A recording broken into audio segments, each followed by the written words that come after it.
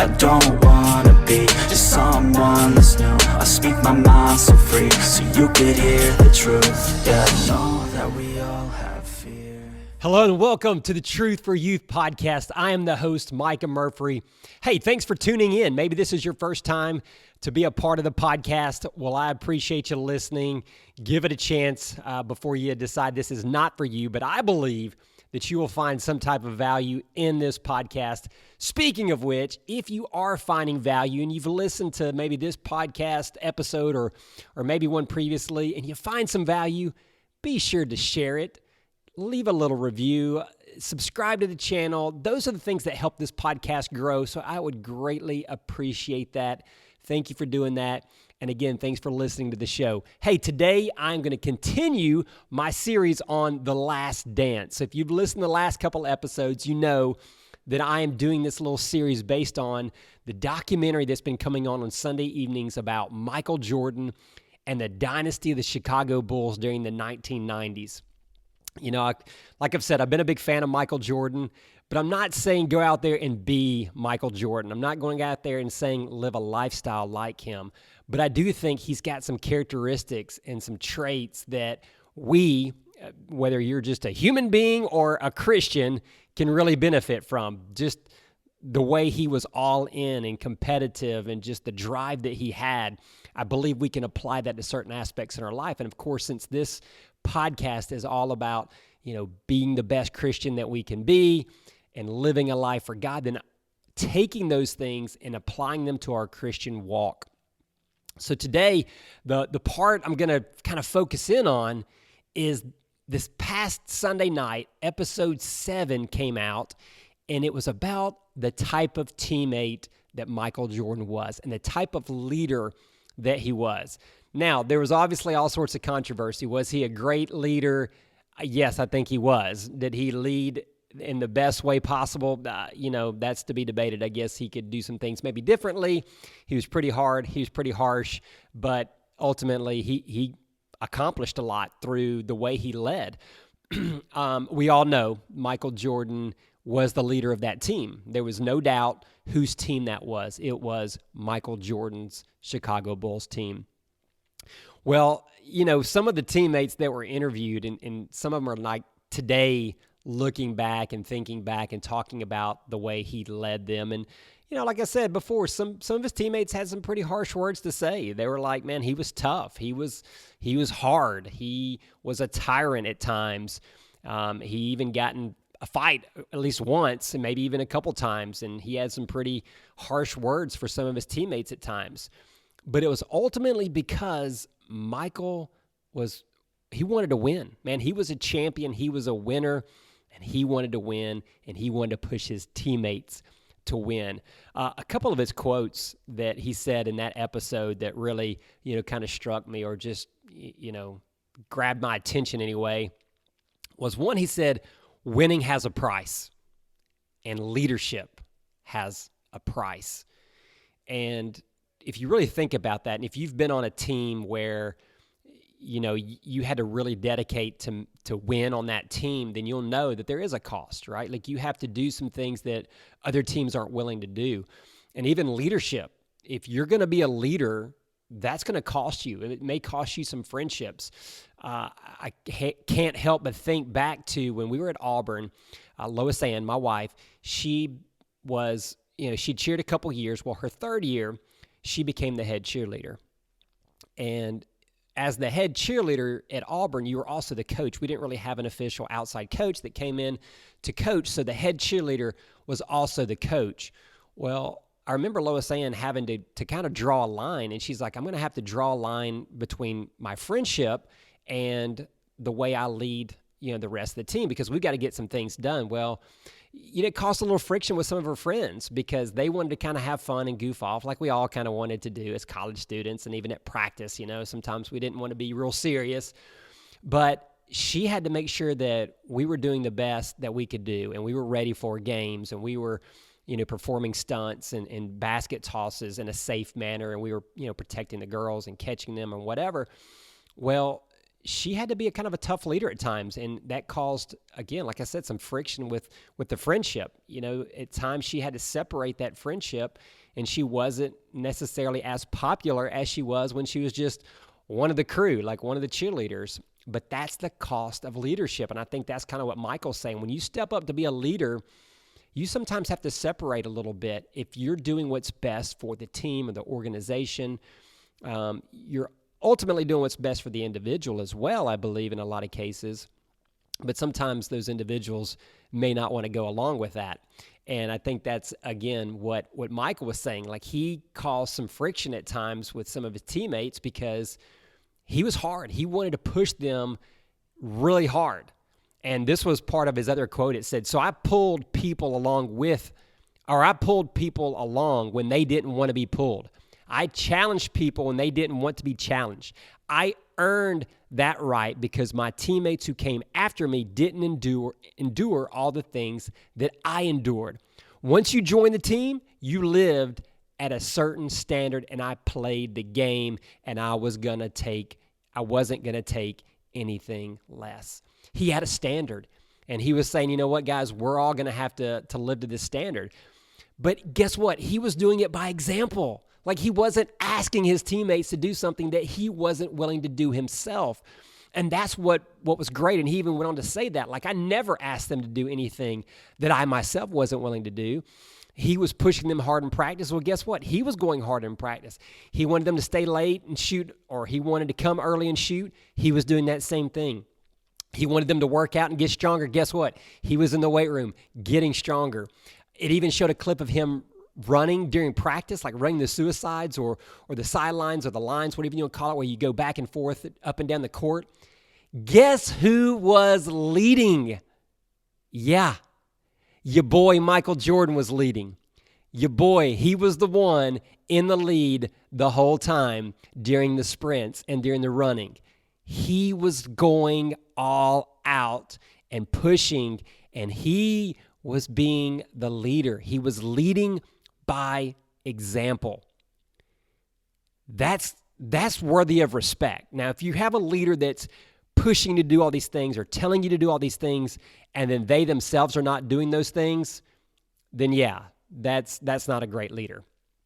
But if you have somebody that is truly leading, if you have someone that is truly going all out, then that's a little easier to follow. And I think that's where Michael, kind of gained the respect of his teammates. Sure, some of them were a little upset because he was hard on some of them. He really pushed some of them to the breaking point. But others, they respected it immediately.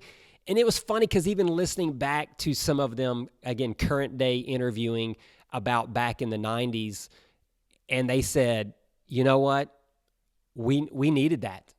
Like, the way Michael pushed us and the way he was hard on us, hey, we needed it.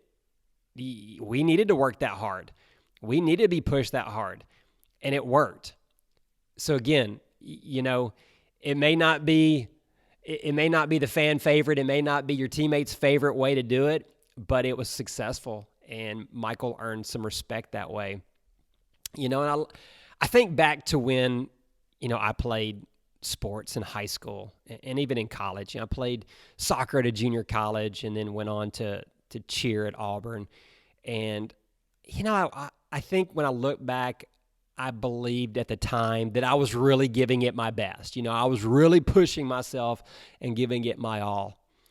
But honestly, the older that I've gotten, the more mature that I am, and now a wiser version of myself, I can honestly say I was nowhere close. I was nowhere close to giving it my all.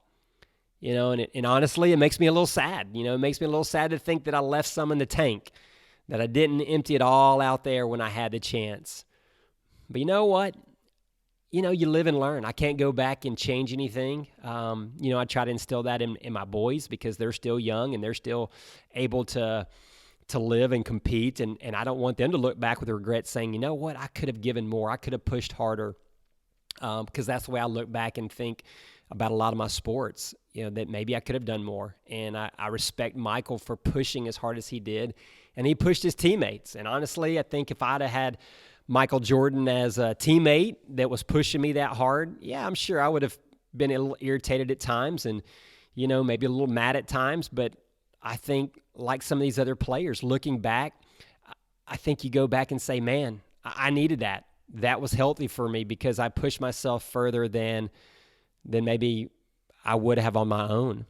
And, if you think about the gym, a lot of times people get trainers not because they really need trainers, because they're not sure of what exercises to do. A lot of people get trainers because the trainers push them further than they push themselves. And that's almost like when you have a workout buddy or something. A lot of times you'll push yourself harder when you have a workout buddy than you do on your own because you're kind of trying to keep each other accountable. Again, so I relate all that back to the way Michael Jordan was leading. But ultimately, think about this. I can't go back and change the way I played sports at this point because I'm not doing competitive team sports like I used to.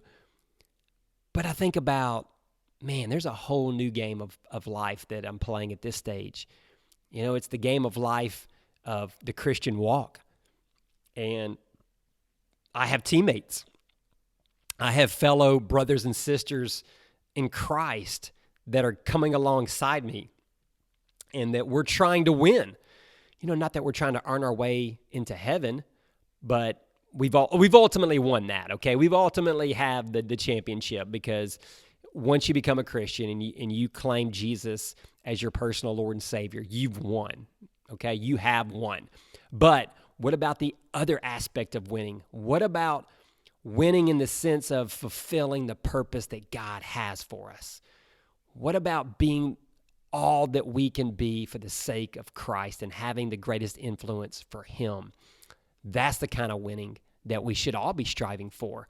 And I think if we come along each other as teammates and push each other and encourage one another, then we're better off. And so it makes me reflect back again, am I doing all that I can? And no, I'm honest with myself and I'm thinking I can do more. I can be better. Not that I'm ever going to be perfect because I'm certainly not. I mess up every single day. I sin every day. But that doesn't mean that you just give up. That doesn't mean you stop living. That doesn't mean you stop striving to win. And when I say win, I'm talking about being all that God has for us. No, you get up every day and you fight. And you're determined that I'm going to be better today. I'm going to live for Christ today. And you work and you persevere. And when you think about leading as an example, I think about my life and I'm like, man, I need to be leading as an example for my family, for my sons, for my youth group, for anybody that's looking up to me. We're all at some point some type of a leader. Some of you listening to this podcast, maybe you're that born leader and you're a leader. And some of you are like, man, I'm never going to be a leader. But I promise you are a leader to some extent. And I really believe God wants us to all be leaders to some extent. You may not be the leader on your team or of a company one day, but you are to be a leader in the sense that we should be leading others to Christ. We should be living an example to Christ. Again, think about how we talked about in the last podcast, how we're supposed to have a lifestyle, our game, if you will, that is a living sacrifice. We're a living example. We are a witness for Christ in our daily lives. That's being a leader. That's trying to help others see maybe what others don't have and say, hey, you know what? I need to be living like that. I need to be pushing like that. I see him getting up and trying to make the right decisions, or I see her, constantly going to youth group or going to church, or she's always reading her Bible, or she's always being nice to people. That's being a leader. That's being a leader on the team of Christ. And we all need to be that type of teammate. So I posed the question, what type of teammate are you? Are you just the teammate that's just following along, just kind of a sheep going towards the slaughter? Are you being more of a leader and saying, you know what, I need to help lead? I might not be the dominant leader, but I'm going to help lead people by being a good example, by doing the right thing, by being nice, by being kind, by speaking truth, by encouraging one another. Be the teammate that is a leader. Again, I'm not saying lead like Michael Jordan, but I do think he did a lot of good things. He was determined to lead by example. He was determined to push and push. He wanted to win, man. He also had another quote where he said, I wanted them to win. I know what it was like to win. I wanted them to win. I wanted them to experience winning. We should want our fellow Christians to win. We should want to rejoice when they rejoice, and weep when they weep. And we'll come alongside them as a true teammate and push and push. There's a great proverb in 27:17 that says, as iron sharpens iron, so one person sharpens another. Think about that. As iron sharpens iron, one person sharpens another. Another translation, the New Living Translation says this: as iron sharpens iron, so a friend sharpens a friend. So again, you can think about it as a teammate, or you can think about it as your friend. What kind of friend are you being? And we'll probably do a whole nother podcast on, what type of friend are you? But in this podcast, it's more about being that teammate. But hopefully your teammates are your friends. I mean, they may not be your buddies. When I'm talking about teammates, your fellow Christians, right? Your brothers and sisters in Christ.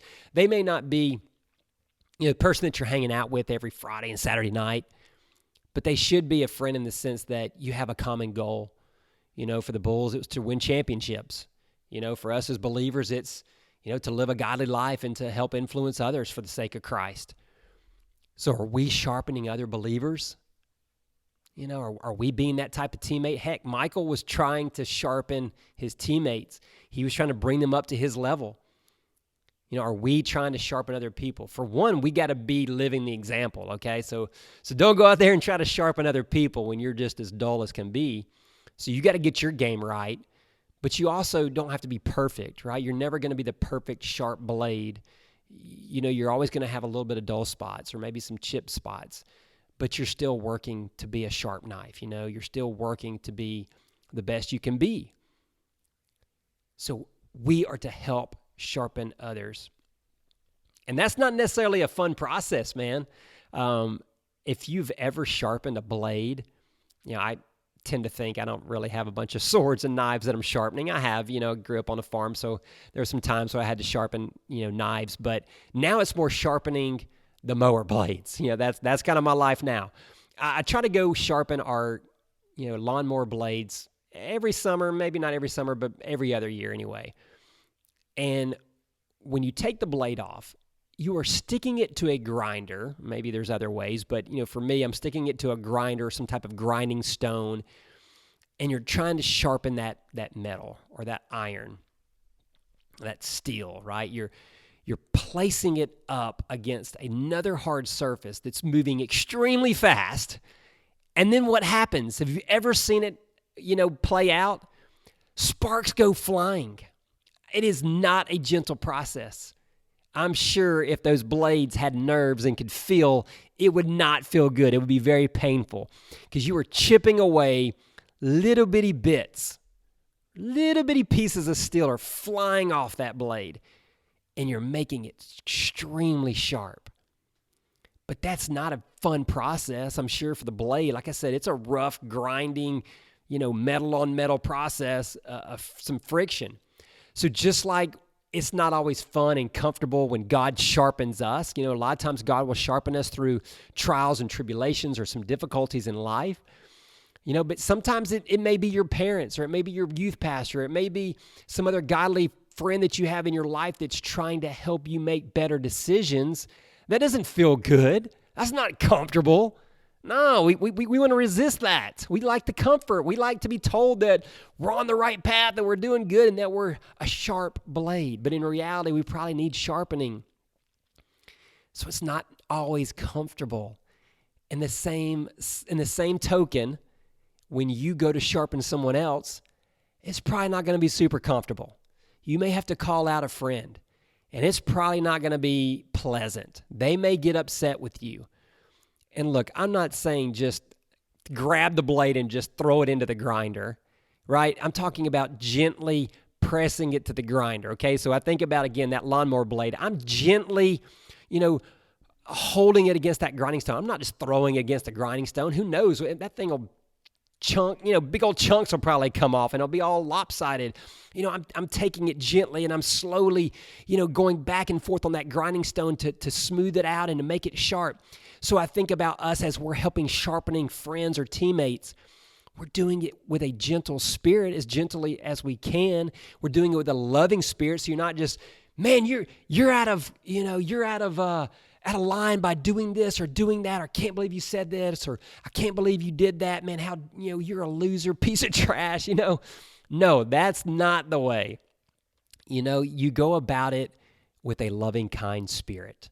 You go about it and you approach them like, hey, man, look, I'm your friend or I'm your teammate. I care about you. I want to see you succeed. I want to see you be successful. And I've noticed this, and I can't help but think that that's hurting you in the long run. Maybe try to come do this, or I want to see you doing this, or how can I help you, make wiser decisions? Or, you go about it in a loving, caring manner. Because ultimately, if that other teammate or individual doesn't think that you truly care about them, it's not going to be received well. And maybe that's where Michael Jordan failed a little bit. Maybe he was too rough. Maybe he was too blunt. He was too hard. And the teammates maybe didn't sense that. I think some did, but some didn't. But I do know that some of his teammates said, off the court, like Michael Jordan was fun to be around. Like he was a fun guy. He was, cut up and just a lot of fun to be around. It was on the court where he was all business. When it came to basketball, it was serious. It was push. It was maybe not so pleasant. He had some choice words for you. So I think there's that balance there. Maybe if he would have been a little bit, a little gentler at times. I don't know. I didn't know his teammates. I don't know the atmosphere. I'm guessing if you're with a bunch of professional athletes, you probably have to be pretty hard, pretty stern at times. And maybe that's, what Michael had to do. I don't know. I can't judge him. I can't say one way or the other. I wasn't in that situation, so I don't really know. All I know is we as believers, we need to be good teammates. We need to be leaders. And I do believe if we go all in like Michael and we really want to win and we really want to push others to be their best, then we need to be living that way, but we need to be sharpening them. We need to be pushing them. We need to be encouraging them. Be that kind of teammate. And honestly, you should be that kind of teammate. If you're playing sports, young person listening to this, man, be that kind of teammate. Step up and be a leader on your team. But if you're not, be that type of teammate in life. Be that type of teammate in the Christian game. Encourage one another, push one another, help each other be the best version that we can be for each other, and for Christ. That's the game that matters far beyond any sport that we'll ever play, is this game of Christianity and what we're doing for Christ.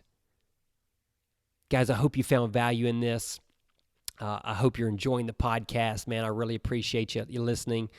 And hey, shoot me an email. I don't really get much feedback through the podcast. I mean, yes, if you left reviews, I appreciate that. And I've seen some really nice comments. I appreciate you doing that. But man, if you want to, just leave me some feedback on an email. My email address is micahmurphy@gmail.com. Just spell my name, no dashes, no spots in the middle, spaces in the middle, just micahmurphy@gmail.com. Maybe make the title or the subject line Truth for Youth Podcast, and let me know what you think about the podcast. Maybe you have some ideas of some topics, or maybe things that I can help do, to make things better, maybe things that I could be praying for you about. But I appreciate you tuning in, and guys, appreciate you being a part of this community. Thank you, guys. Hope you have a great week, and we will see you in the next podcast. I don't wanna be just someone that's new. I speak my mind so free, so you could hear the truth. Yeah, I know that we all have